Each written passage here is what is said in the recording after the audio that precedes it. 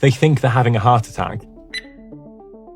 So this is YouTube's fastest growing doctor, but does he actually exist? My name's Nas. I'm well known in the health research space, and I'm currently engineering in AI companies. And I know how AI works. Let me show you an example. Keep watching this AI-generated slop for the next 20 minutes so that one day I'll be able to sell you a whole lot of books.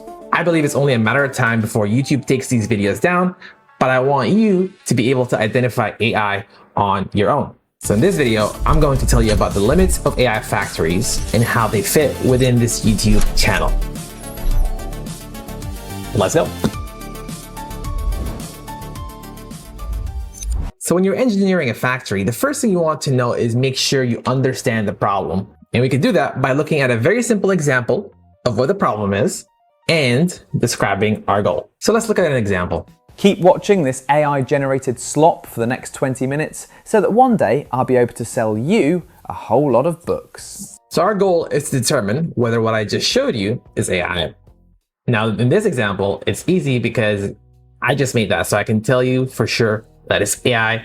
But what if I didn't tell you? You needed to notice that the video was simple. To show you what I mean, I'm going to play the original video on the left side of the AI generated one. Keep watching this AI-generated slop for the next 20 minutes so that one day I'll be able to sell you a whole lot of books. So there was a lot there. We'll go over it one by one, but first let's pay attention to the audio. Keep watching this AI-generated slop for the next 20 minutes so that one day I'll be able to sell you a whole lot of books.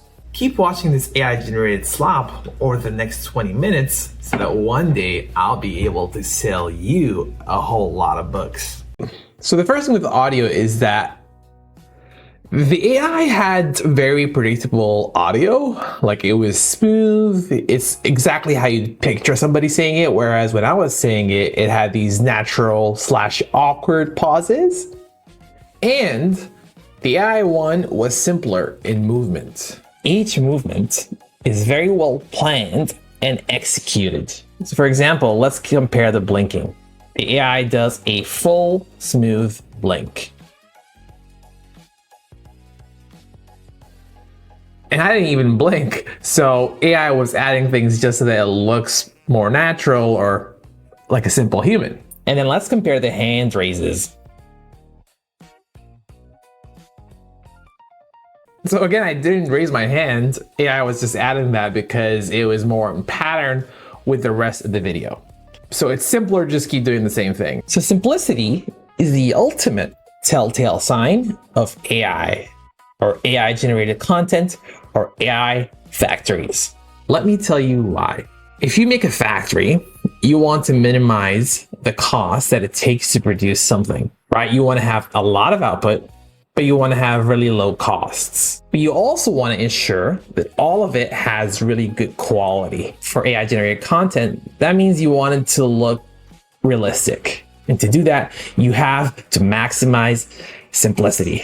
Technically or specifically, AI engineers minimize what we call variance. And that's because you want to ensure that everything follows a predictable curve. To show you what I mean, look at this plot of blink rate and emotion. If you were building AI, you'd have something like this. You've got the points that are human output and the line of fit as AI generation. And here's the important part. By minimizing variance, you ensure predictability, which means you only have to test a few of the outputs to ensure that all of them are high quality, right? Because you can have a human evaluate a couple ones in a lot of detail at a low cost. So this is what AI engineers actually do in production. They minimize variance so that they ensure some degree of quality. And so in the video context, once you have 10 or 30 seconds that are good, you know that the rest are the same, and you could stitch them together, and you could even change what's being said in their body language for that. Okay, so that's like scary, right? But what can we say? What can we notice? And how do we know whether something is AI? We can actually do it. Look for simplicity. If it's too simple, it's more likely to be AI.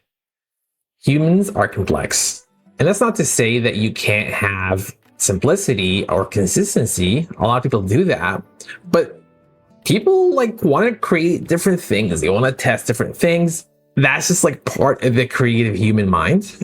If you're not testing different things, you're probably limited in some way, like an AI factory. But you can imagine that this is on a spectrum. It's from 0 to 1. And on one hand, you have maybe AI, probably AI. And on the other hand, you have maybe human, probably human. And I encourage you to set your own threshold for determining whether something is AI or not. But whatever it is, know that you should be moving this threshold as AI gets more advanced. It's going to be harder to tell whether something is AI or human, as AI is able to make more and more complex things. I personally think we're a long way from that. I can recognize AI from a mile, but a lot of people already can't. That's because they've never had this training that I'm sharing with you right now. All right, so now that we know that about AI factories, that they make simple things, what about this YouTube channel? Does this YouTube channel make things that are very simplistic and therefore likely AI? So I decided I'm going to score it in 6 categories of simplicity. The first category is facial progression, for which this channel scores a very simple red X. Look at the videos. His face never changes over 3 months. No growth in hair, no shaving, no blemishes. I don't know any person like that in real life. Do you know anybody like that? Like I don't know anybody. If you meet somebody like that, introduce me to them, because that is awesome. Like, to be able to maintain your hair at, like, I really want to meet this guy. The second category is video length, for which this channel actually scores a green checkmark. Very complicated. A lot of the videos on the channel have a length of 15 to 25 minutes, which is pretty long. Like, that's like a TV show episode. So I would score that as a complicated green. If it was AI generated, the operator or the owner would have to engineer a really good quality control process. I think it's possible, but I think it's hard, honestly. So I'm still gonna give it a green complicated yes. All right, the third category, we already talked about movement simplicity. The channel scores a neutral yellow circle. So in my opinion, the channel's movements do seem a bit too elastic.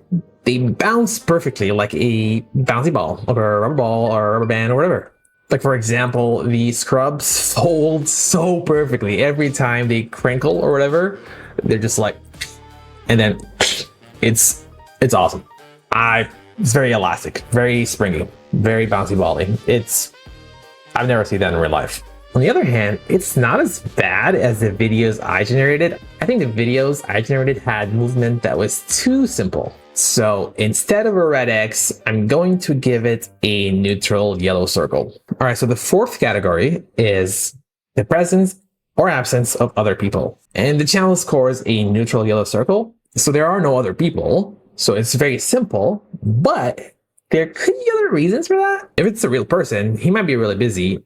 Like, he's an emergency doctor, and it is a young channel. It has only been 3 months. So let's give it some more time, but I would certainly love to see this channel on a podcast or something, or even like over a Zoom call. Anyways, because it is a new channel and because it could be a really busy person, I'm going to give it a neutral yellow circle. But let's see what happens. The fifth category is whether the output is supposed to model a real person. This channel should receive a green check mark for complicated, but there is a catch. So although the character can be traced to a real person, I don't think the voice is the same. Let me show you what I mean. So the real person was on a BBC show. This is the real person saying every single day in his beautiful British accent. Oh, every single day we get people with. And then this is the YouTube channel saying every single day, so the exact same words. Every single day. Every single day. Every single day. Every single day. Every single day. Every single day. And I turned every single day, your body, every single day. Every single day. Every single day. Every single day. Every single day. Every single day. Every single day. Okay, that was probably a bit much, right? let's just hear the real person again from BBC. Every single day we get people with. All right, now let's go back to the YouTube channel. Every single day, every single day, every single day, every single day, every single day, every single day, every single day, every single day, every single day, people, every single day, every single day, every single day, every single day, every single day, every single day. So that was a lot of those. And all the YouTube ones sound the same, but the real person doesn't sound the same to me. So I have to give it a red, simple X. The sixth and last category is emotional simplicity or complexity. The channel scores a cold, hard red X. Not because it's a doctor making a lot of people think that they might have deadly diseases that they did not know about. Not because of little things like a British person describing their weight in pounds instead of kilograms. No. There are some very subtle inconsistencies. So let me show you some of the early videos on Facebook.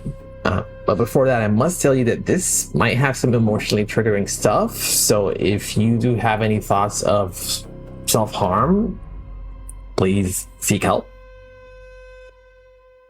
So I want you to notice the smiles over here after talking about mental health. That's what tipped me off. Psychotic episodes, severe depression, suicidal ideation, panic attacks so bad they think they're having a heart attack. These are some of the most vulnerable patients we see, and they are like subtle smile as he's saying heart attack. I don't think a real doctor would do that. I don't think the real doctor would do that. Genuinely desperate. But here's the problem. Community mental health. Do you see that again? Health services have been neglected for years and years. A lot of crisis teams that used to operate around the clock now only work office hours because they're so short-staffed. The smiles are at the end of each line. Psychiatric beds have been cut by 70% since 2010. So when somebody hits rock bottom at 2 a.m. on a Sunday, guess where they end up? Okay, maybe smile here because of what he's saying. Like, oh, they come to me. Haha. That's right, A&E, because it's... But like, the rest of the parts, I don't believe it. It's the only place that legally can't turn them away. And at any one time in... So I think this is a result of telling the AI to appear friendly.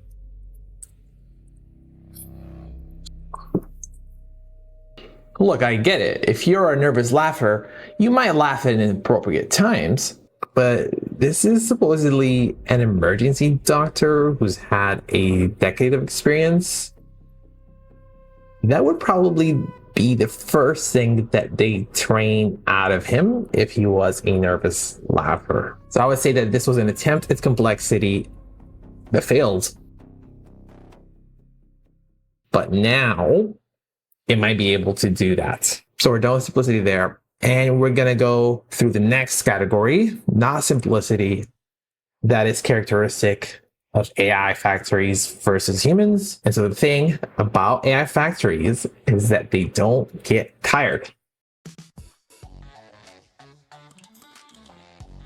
As long as you keep giving them power, they can run all night. You also have to give them supplies for complicated factories. Because it's just software, you don't need much human labor, probably mostly in the quality control step. That's what makes AI factories really amazing. All right, so let's score the YouTube channel in terms of 3 categories for fatigue or tiredness. The first category is output.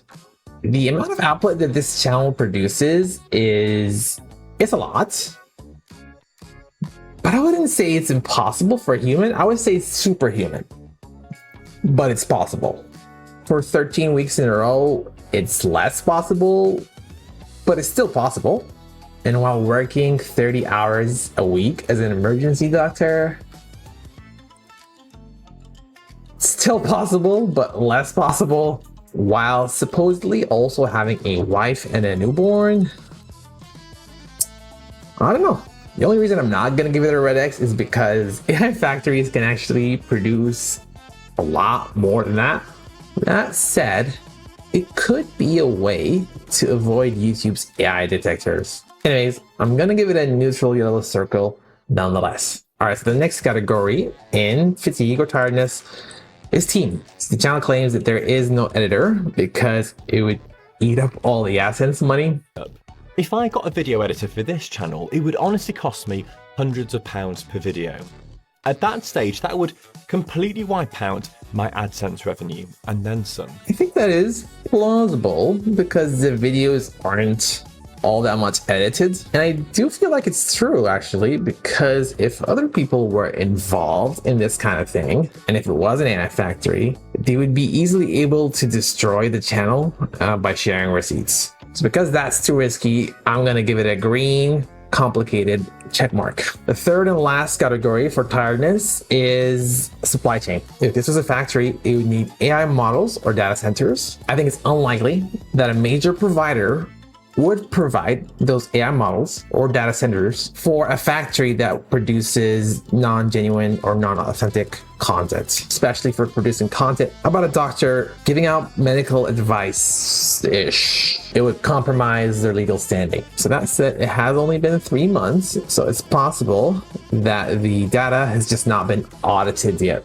So that's why I give it a yellow circle. So let's just say that it is possible that the channel experiences fatigue like a human, but for my simplicity threshold, I personally scored this channel as probably AI. I think you gotta make up your own mind based on your own threshold. And then once you've done that, even if you decide that it is AI, you could continue to watch it as long as you know that the advice might not be medically reviewed by a medical person. But the unfortunate reality is most people won't know. Most people won't notice. They won't see this video. The channel will do everything in its power to avoid letting this video get attention. It might even report this video in the hopes of it getting shut down instead of actually having a response. And on top of that, the threshold between human and AI is going to change with time.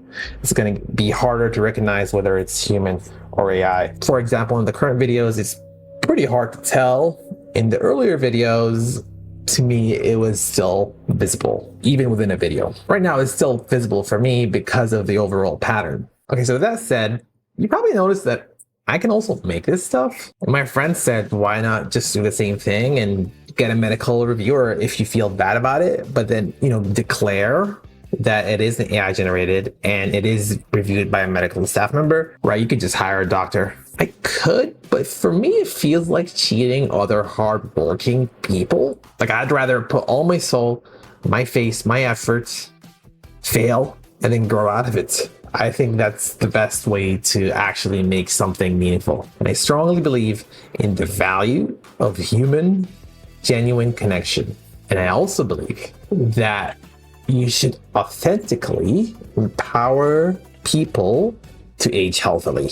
That's the whole reason why I did my research on stroke and Alzheimer's, mental diseases that affect people more and more as they age, though not with healthy aging, arguably. And so be honest to yourself. That's the hardest thing to do, at least for me. What your goals are. Write down your goals. Write down the actions that you took towards those goals and the results, and do that over and over again until you're actually achieving the health that you want. All right, one last thing. If you want to connect with me, leave a comment below, or you could sign up for my newspaper. I'm going to also leave a link in the description.